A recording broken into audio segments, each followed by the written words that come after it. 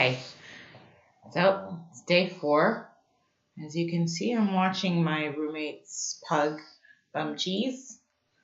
Say hi, Bum Cheese. Actually, I did tell a lie today, and it was to this little bum right here. We went for a walk, and she started chasing this black cat into somebody else's backyard, because I usually take them off the leash when I get to this narrow sort of area. It's full of it's blocked off from traffic, so they can't get hit by cars and just some houses and whatnot. So I took her off the lead, and she saw this black cat, and she just wanted to play, I think. But I could see the cat's owners at their door. There's like glass door looking on and laughing because I was like, Bum Cheese, come on, come here, Bum Cheese, come here, come here. And then I finally had to say, you want some food? And then she was like, poop, ran to me, and I picked her up and I got her the heck out of there, put her leash back on, and went home. So, gotta say a rosary for Bum Cheese. So today I started thinking about like lies and desperation.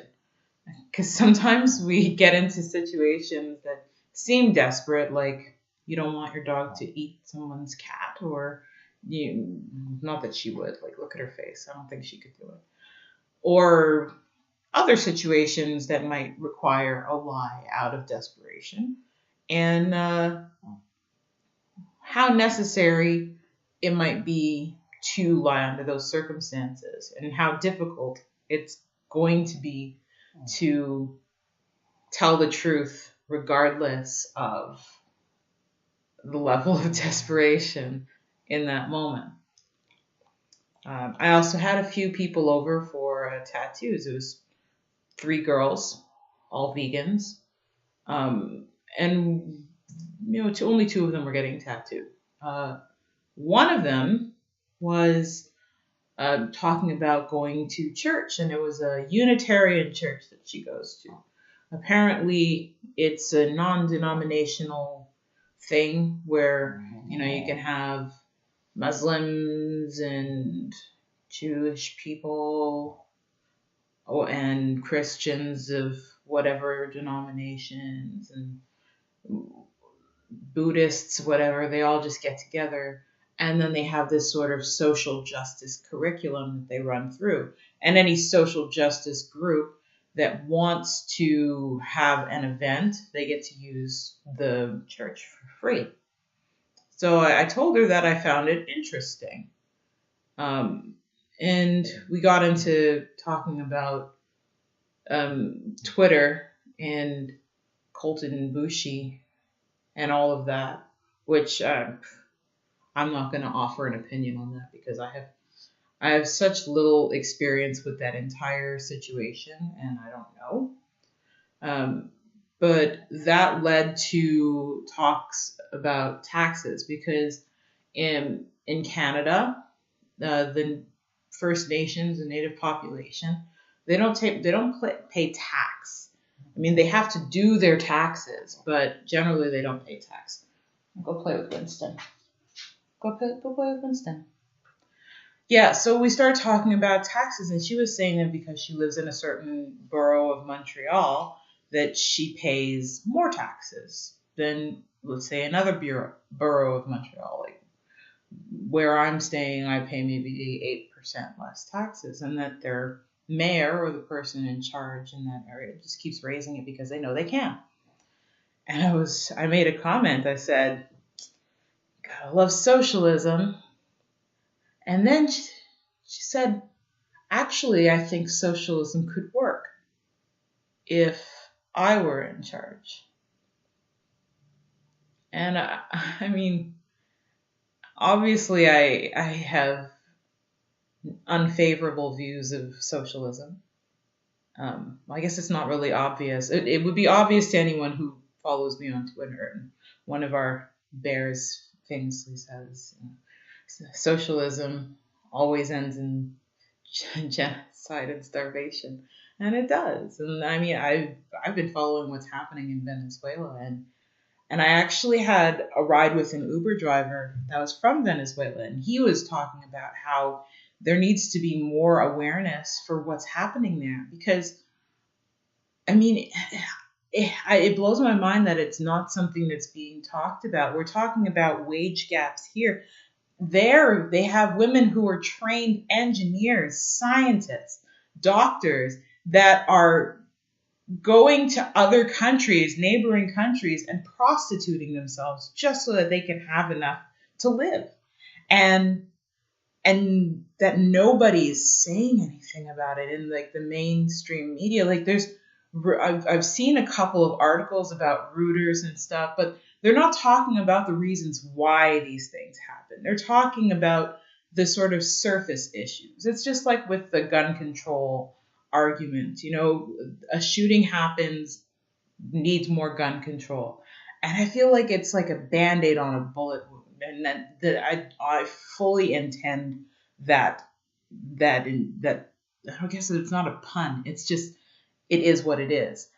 If something is wrong structurally, you can't fix it with a band-aid. If someone gets shot in the stomach, you can't fix it with a band-aid. If somebody is dying because of a system of punishing, because of the system is punishing them, like what's happening with Maduro in Venezuela. You can't just report the things that happen isolated from the ideology that caused them. It just makes no sense to me. It makes no sense to me. And I don't really understand it. So I'm thinking about desperation a lot today because I felt like it was such an off day for me. I had no idea what was up or down, and it was a tiring day for no particular reason. And I just I had no clue what to do with myself. So a little bit about I thought a little bit about lies and desperation. How many of them we have to tell in order to survive. And survival being what we're built for. Well, we're pretty much just sacks of meat waiting to die, but we have survival instincts for the most part. And knowing that about ourselves, thinking about survival and desperation, and how desperate times can make you sacrifice the truth of yourself. Like you need to act in certain ways in order to make it. And it's making me think a lot about how lies can be necessary and how difficult it is to be truthful and still have some basic survival skills, you know. And I don't mean survival in the sense of like living in the wilderness, because I know that probably 90% of this city would perish if they had to live off the land. We are very spoiled, and I'm totally aware of that, myself included. Even though I do have a little bit of survival skill training, and that's just grace of cadets and army stuff. Yeah, it's been a day. When they came over, the tattoos that I did, I had just cooked a steak, like it was like what was it, a New York strip or something. I went to the Atwater Market yesterday, and I decided I was going to splurge, and I spent like $49 on like steak. Anyways, it's part of my whole paleo thing because I'm working on that. I cooked a steak, and the whole apartment smelled like steak, which for me is like, yes, amazing. And then when I thought about the person who had referred the person who referred these girls to me was like a social justice warrior himself, and these girls were definitely SJWs, and I was trying hardest to be truthful and to be myself, but in a way that, they wouldn't just be like, don't touch me with that needle, you bigot. So when they came in, I asked them like, "Oh, you're vegans?" Because they were talking about going out to eat and food choices and stuff. And when they said, "Yeah, yeah, all three of us are vegans," I said, "I'm sorry."